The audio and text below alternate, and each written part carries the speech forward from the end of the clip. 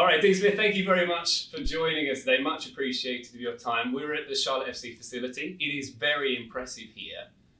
It's beautiful. How does it compare to sort of previous facilities you've worked on elsewhere? I think this is one of the reasons why I actually wanted to come. I mean, this is your place of work. This is where you come day in, day out. So I wanted to make sure that the facilities were going to be first class for us before I actually come into the club. We've had Real Madrid train here. We've had international teams who've played at the stadium train here as well. And everybody's been impressed with it. But in comparison with Norwich City's, to be honest. It's a really impressive, training facility that's, only going to grow and get better as well. Yeah. And obviously you've had a connection to the Carolinas for some years with your son and yeah. You're no stranger to these parts. No. But what was your expectation coming to Charlotte, and do you feel like it's been met at this point? To be honest, I didn't have an expectation when I first came here. I wanted to come in and embrace what it was, what the challenges were going to be. I knew there was going to be challenges of, travelling in the US. Every away game, unless it's Atlanta where we took 3,500-4,000 fans there. We hardly travel because of the distance. My first away game was Vancouver away, which was like a 5-hour flight. And, I remember we scored there and it was just silence. So I just wanted to come, embrace it, challenge myself because I've never coached outside of England before. And I've really enjoyed it, to be honest. And I think what sold it to me as well was the fact that the club had only done 2 seasons. So we were building, and I think I actually enjoy helping build clubs. I've done it at Walsall, I've helped do it at Brentford and Aston Villa as well. So coming here, it was something I feel that I'm good at, and I feel that I can add to it. So, and we're still building. It's only the 5th season now. Yeah. And it's something we're looking forward to. When you're with your players, do you get the sense like he could be a coach one day? He could be a coach one day. Do you get that feeling from them? Do you try and nourish that and encourage that? Yeah, I mean, we have a leadership group at the club that I speak to regular. And that'll be, your captain, a senior, a goalkeeper, a young player, and just one in general that they can choose. And my job is to help them get better at being footballers and knowing about what it takes to be a top athlete. So I'm asking them questions all the time, and I want them to ask each other questions as well, because I think that's the way you learn. I don't think there's enough talk and enough questions asked at the moment. I think people are told what to do at times. I don't think you learn too much when you're told what to do. So, my way of working and helping develop people is by asking lots of questions, because I'm trying to find out what they know. And once I learn what they know, then I can actually teach them a little bit more. I think sometimes we go ahead of it thinking they already know it, and they may not. So it's a really important part of the process for me in terms of coaching. I remember when I first come in, I spoke to Ashley Westwood and said, do you fancy being a coach? He was like, no, not really. Fancy being a sporting director, not a coach. I went, well, you might have to coach to become a sporting director, And I think it's important that people can see that whole picture. For whatever reason, you come in, and I think Ashley Westwood, who I've seen play in the Premier League for so many years at Aston Villa and Burnley, I think he knows everything. Yeah, but you ask him, and it's like, no, he still wants to learn and get better, and that's really important, I think. Yeah. What kind of voice is he in the dressing room, Ashley Westwood? And also, Wolf Zaha, is he still developing a locker room voice at this point? Yeah, he is. I mean, and I encourage them to. I want them to have, it's funny you're calling it a locker room. I still call it the changing room, dressing room. Yeah. So, the guys in there, I encourage them to talk. I want them to talk about, what they see, what they feel, what they hear when they're playing, when they're training. And, the ones who are probably more confident in themselves, because of probably where they are in their careers. The likes of Wilf, the likes of Ashley Westwood, Kalina, the goalkeeper, they will talk, which is really helpful for us as coaches. Yeah. Do you feel like you've seen the evolution of soccer, even in the time that you've been experienced in US soccer, I should say? Like, I've been in this country nearly 15 years, and it feels like it's expanded infinitely in that time. Yeah. Not just in sort of the popularity, but also sort of on the field too. Have you seen that kind of evolution already?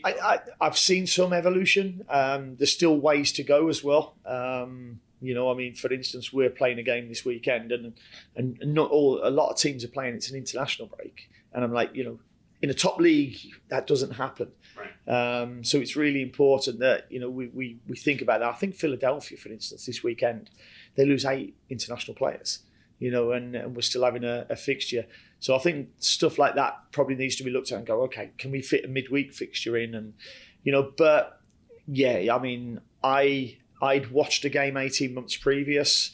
I'd watched MLS games on the TV, and I think it's better than my perception was, and it's better than a lot of probably the perceptions over in Europe. Yeah. And what's your feeling about the game day experience, particularly here at Bank of America Stadium? Like, I was watching Will Saha's debut, and he sits up on a throne. I think it's a bit different to Selhurst Park. Yeah. So what's your impression of everything? For me, they do it better here in terms of the game day experience. I mean, you know, I've had friends who've come over and watched games, and I've gone, wow, what a day from start to finish. You know, our fans all meet up at different pubs. We've got 5 different supporters clubs, and you know, they march to the stadium with a band, and the noise is constant. I mean, my first game, we had a military flyover. You know, our fans sing the national anthem. It's a really good, fun atmosphere, and the people in Charlotte are great. Yeah. Do you get a lot of, like, recognised on the street and meet people on? Do you know what? I kind of enjoyed a little bit of not getting so much recognised. You know, I live in Birmingham, and obviously going out in Birmingham, you know, 3/4 of the city love me and a quarter doesn't. You know, so you're always on edge about where you're going to have to pick and choose about where you're going to go and eat and stuff like that. Whereas here, you know, it's nice to go to a restaurant and, you know, and just be yourself. But, you know, I think the popularity of football, soccer here is getting bigger, and I think we're getting more recognition now as a club. And I can certainly sense it this season, that a lot more people recognise me in the street and say, "Hi, coach," even though I like to be called gaffer or dean. Or yeah, I'm not. Coach makes me feel like I'm at school still, you know. So fair enough. Yeah. So you talk about sort of recognition. I suppose having a couple of players in the US squad at the moment, that certainly helps. So with Patrick Agyemang, what's your feeling on him? How high do you think his ceiling is? He's got a big ceiling, and that's one of the differences here. I think, you know, Patrick went to college, so come out of college at 21, 22, whereas in Europe, you're probably playing for the first team at 18, 19 if you're good enough. So he's still got many more years to catch up. You know, we're probably looking at, look in the UK, Wayne Rooney, for instance, who started at 16, 17. And you look at 33 and he comes over to America, and everybody's got this perception of it being, you know, a retirement league, so to speak. But now when you've got young players like that, who they can go on and play at 33, 34, 35, 36, because, you know, they haven't had the 3 years of battering and the academy way that you can, where it is just football day in, day out, day in, day out. But his ceiling's as much as he wants it to be honest. I said to him, just when I first saw him, his body was a bit like Tammy Abraham, who I worked with at Villa. Yeah. You know, Tammy was probably a lot tidy. Well, he's a lot tidier than Patrick, but he can make the same sort of runs, create the same sort of goal scoring situations that Tammy did. So I asked him to go and watch Tammy and look at his clips and stuff like that. But, you know, if he can go and reach them heights, and, you know, there's no reason why he can't, it would be, you know, be really good for him and the club. Wow, that's a really interesting comparison with Ekram. I like that. Yeah. Yeah. You just looked at the physical specimens of them and how he ran, how he received the ball. You know, very, very, very similar traits. Yeah. Changing direction slightly, on the MLS Onside documentary, we saw sort of clips of Zoran sort of doing some squad building, talking about bringing in a coach, which turned out to be yourself, I suppose. Yeah. Can you explain how it works in terms of recruitment for the players? What your involvement, what Zoran's involvement is, and is it sort of a complementary relationship there? Yeah, no, it's a very complementary relationship. I mean, you know, one of the things that I wanted to do when I first came in is sit down with the recruitment team and profile the playing positions that we want, the style of play that we're going to have as a club moving forward. You know, I think once you then profile the players, it makes it easier for our recruitment team to go out and look. So, for instance, if we're after a left back, what does it look like? What are we after? And then, their job is to go and find the best ones we can out there that are actionable. I mean, that's the word I always say to people, is make sure they're actionable before I look at them. Because otherwise we'll just waste time looking at players that we can't get. And then, we'll choose between ourselves, we think of the top 5, let's work on them, get some plates spinning and see who we can actually get. But it's a collective agreement. Okay. In terms of your philosophy, do you believe that if you were a defensive player, as a player, that affects your sort of philosophy as a coach? And do you think like an attacking player would have a different outlook? No. When I first started as a coach, I found it easier to coach attacking play because I knew what I didn't like as a defender. Right.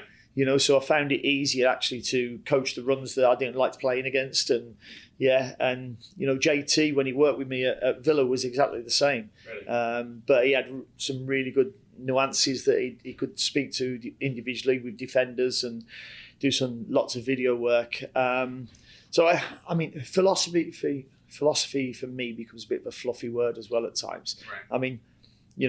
You can't go into a club and say, right, this is my philosophy, and then look at the players and go, oh God, I haven't got the players to play that philosophy. I think what you have to do is go, right, okay, first and number one, has this club got a style of play? Is there anything that we need to know about this style of play that we want to stick with?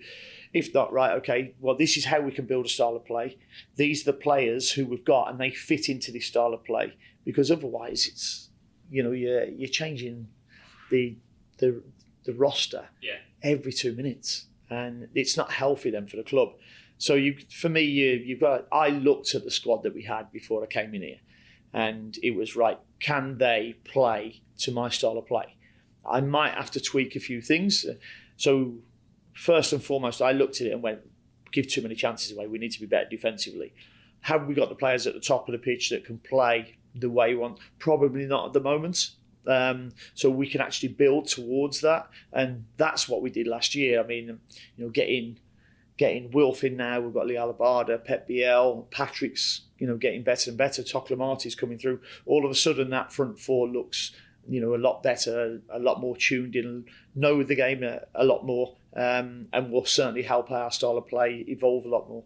Yeah. Are there sort of coaching legends from yesteryear that you look up to and admire, maybe not just for like their adaptability or?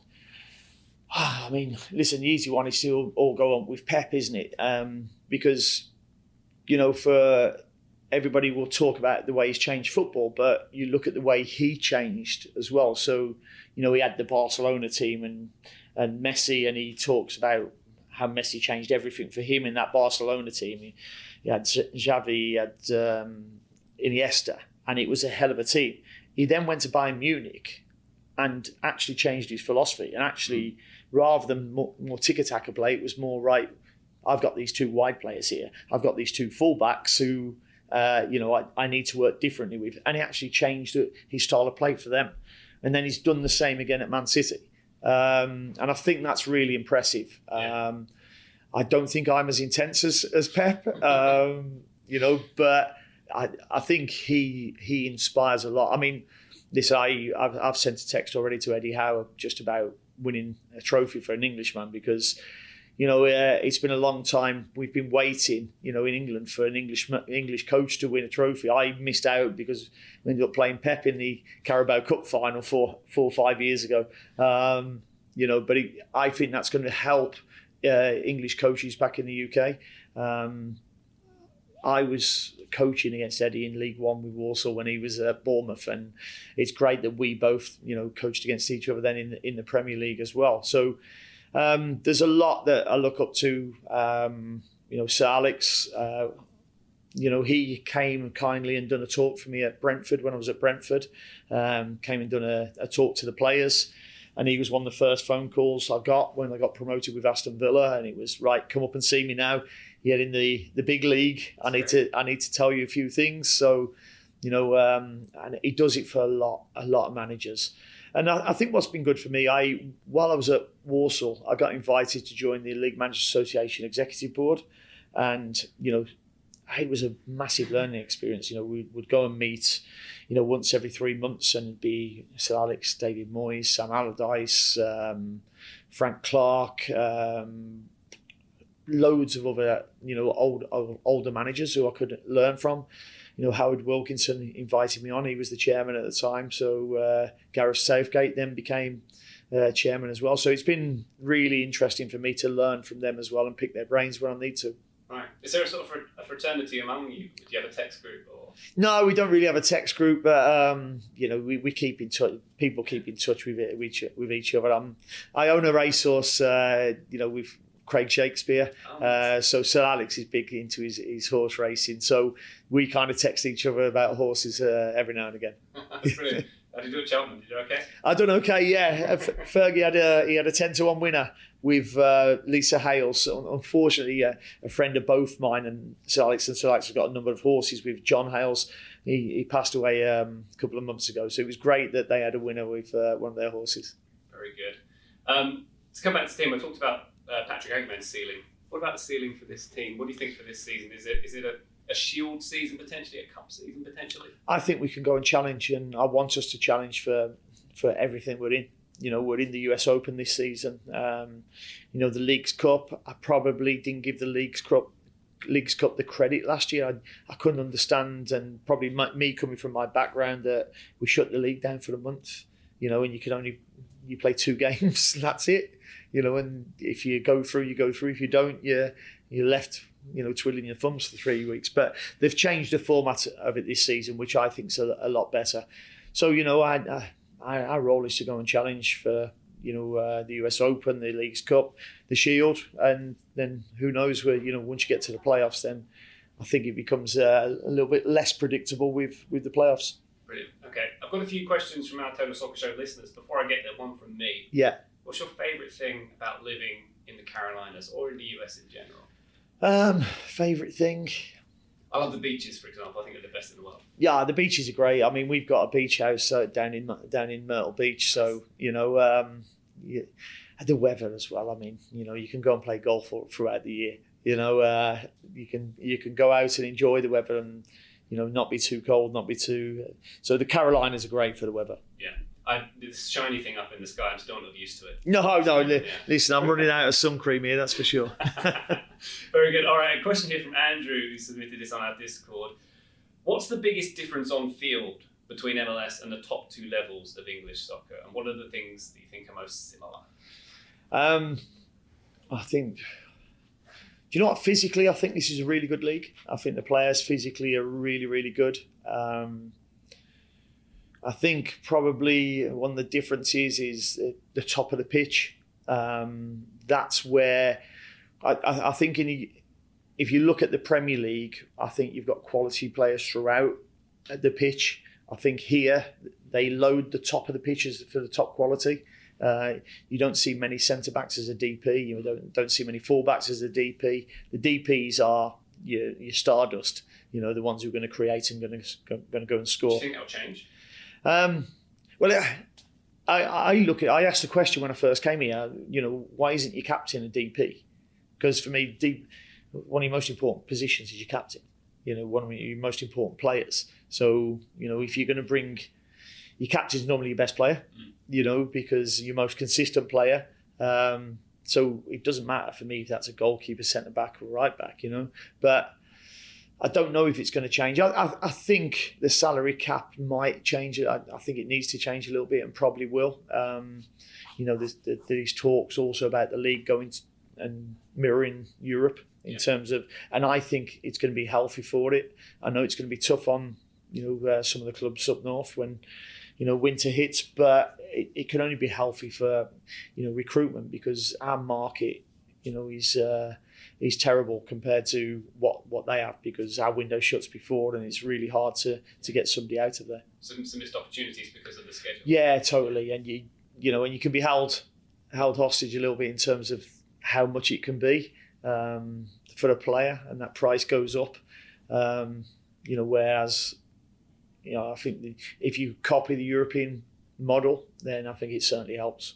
Very good. All right. Wall of the Earth. This is a tricky one, Dean. Okay. What aspects of the American game and especially American soccer culture, do you think could translate into the English game? Is there anything we could transpose from here to England? Not kicking off at 7:38 when it says it's 7:30 kickoff. I still can't come to terms with that myself. You put 7:30 and I'm thinking, we're kicking off at 7:30, and then we've got 8 minutes to wait until we kick off. I'm not sure. I mean, do you know what? And the thing is, we have to remember that the league's only 30 years old here. Because my boy came over here to college, and that's how we got to know about the Carolinas. And speaking to Miles Joseph, college sports here is unbelievably big, as you will know living here. And I didn't get it. And then Miles kind of explained to me. He said, well, because he's from Clemson, so he's bibbing his horn every time he sees like a Tiger's badge, and I'm like, what is all this about? He said, what you got to remember, he said, before 30 years ago, all we had was college. He said, so that's where all your camaraderie, like, whereas you've got the history of the clubs that you support over the UK from 150 years, that builds the history. He said, ours has been college. He said, so still in the MLS now, we're still building, and we're the same here for Charlotte because we're only 4 years old. Yeah, long way to go. Yeah. John Adams says, what drew you, you've answered this a little bit, I think, already, but what drew you to the project in Charlotte over, say, staying in England? Yeah, I mean, I got offered a few jobs in England, in the Championship. I've done the Championship, done it with Brentford, done it with Villa, I've gone to the Premier League, with Villa and Norwich and Leicester for a few games as well. And I wasn't sure there was going to be a club back in the UK at that time that was going to, really, challenge me. And I wanted to go and prove myself abroad, go and challenge myself to something new. And, I think that challenge, it was new to me. And, it's got my juices flowing again, which is what I felt I needed at that time. Brilliant. Okay. Stu says, conventional wisdom in MLS is that it takes a while for a manager to get used to budget rules, to travel, and the peculiarities of the league, some of which we've covered already in our conversation. What parts of this league have you found challenging to work through? And is there anything you were warned about before you came? Listen, the recruitment, the salary capping, I don't get it still. I'm still learning about it all the time. Discovery rights, you can get discovery rights and earn money. By just saying, I like that player, we'll have him on our discovery list. Yeah. That's got to go. That can't be good to anybody. You shouldn't have to pay somebody because they've got somebody on a discovery list. Was it Marco Royce last year who... we got money from LA Galaxy. Everybody knows Marco Royce, though, So he was one that I found really, really odd. So getting to understand that. Do you know what? The travelling, I don't make too much of it. And I keep saying this to my players, and everybody says, it's hard to win on the road. Yeah, it's hard to win on the road in the UK as well. But I've been at Leyton Orient and travelled 8 hours on a coach to Carlisle away, and clubs are still doing that now, so it's no different. I mean, I always say to the players, listen, we drive to a private airfield, we walk onto a plane with some food, we fly an hour and a half or 2 hours, wherever it is, on a chartered flight. We get off, the coach is waiting for us, take us to a hotel, and then we don't kick off till 7:30 the next night. That's not hard. So we can't use travelling as an excuse for not getting results and performances. And I think that's become a bit of a mindset thing across the league. Everybody says, it's hard to get on the road. It's only hard because you don't have many fans there, and right. Yeah, but it's still the same size pitch. And, and one of the biggest differences I think is the climate. You go to different climates, and that certainly has an effect. It's going to be interesting going to Colorado. I've not been there yet, playing a game there at altitude. We went to Texas twice last year, and that blew my mind how hot it was. Austin and Houston. So Colorado is going to be different for us now as well. So they're the big differences, I would say, from the UK and certainly Europe and the MLS. Yeah, I guess you've got altitude issues in Colorado as well, right? Yeah, Hasn't it? exactly. So it's going to be interesting, how we deal with that. So is it presumably it's worse to go from cold to warm than warm to cold if you're doing it? Yeah, I mean, and that's what's the beauty of being at Charlotte. We're pretty much the temperate right the way through it. It gets warm in the summer, but not as hot as obviously Florida, and not as humid as Florida, not as hot as Texas or dry as Texas. So it helps, I think, where we are in the country. Yeah. By the way, something we haven't quite touched on is the youth teams here at Charlotte. Mm-hmm. How much involvement do you have with those, and are you feeling bullish about what's coming through? Not so much. Certainly with the Legacy, our second team, that's pretty much an under 21 team. My son's actually joined that as an overage player to help develop the younger players. He's just done 3 or 4 years, playing professionally in the USL League, and he's now joined Legacy. He's doing his coaching badges. He just, and he wants to be a coach. So he's helped now he's helping Gary Dickers with the Legacy, and I thought that was a coup for us by getting Gary Dicker over from Brighton. He's doing their 21s, and he's decided to bring his family over to come here and work with our Legacy team. And it just shows you really bright young coaches can see, what's growing over in the US and see it as a good career move to come over here. So our academy's new as well, obviously, as the club is. So, we probably won't see the 11-year-old, or I won't see the 11-year-old that comes through and goes and plays for our first team, because it's going to take 10, 12 years to get them through. Yeah. But it's something that the club are willing to do. And because Charlotte FC covers both Carolinas, it's such a big area to cover players as well. Okay. You've been very generous with your time today, Dean. Thank you very much. Two more very quick questions. Yeah, no worries. There's a question here from a listener. What do you do in Charlotte with your family and friends for fun? Or if you're having someone fly over to visit, what's your go-to? Yeah, I mean, there's lots of different restaurants to go to. There's loads of different places to go for walks, and enjoy the weather, which you don't get in England too much. You're an hour and a half from the mountains. You're an hour and a half, 2.5 hours from the sea. So you're actually quite blessed where we are, and we can go to both. Brilliant.